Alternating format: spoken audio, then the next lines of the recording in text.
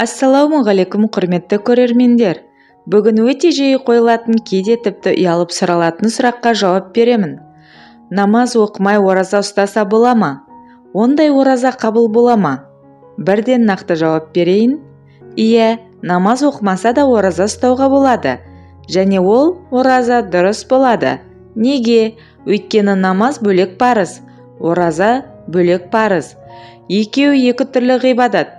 Егер адам намаз оқымаса, бұл оның намазға қатысты жауапкершілігі. Бірақ ол ораза ұстаса, ораза парызын орындаған болады.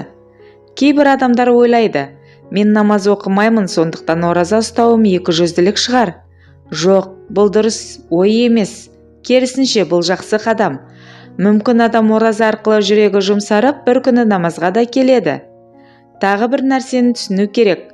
Намаз оқымау дұрыс емес. Бірақ бұл ораза ұстамауға себеп емес. Егер адам тек ораза ұстап жүрсе, оны тоқтатуға болмайды. Керісінше қолдау керек. Өйткені Алла әрбір жақсы амалды көреді.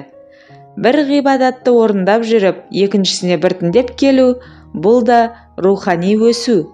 Сондықтан егер сіз намаз оқымасаңыз да, ораза ұстағыңыз келсе, міндетті түрде ұстаңыз. Бұл Аллаға бір қадам.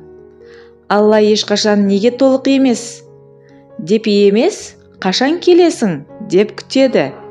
Оразаңыз қабыл болсын, жүрегіңізге иман берсін.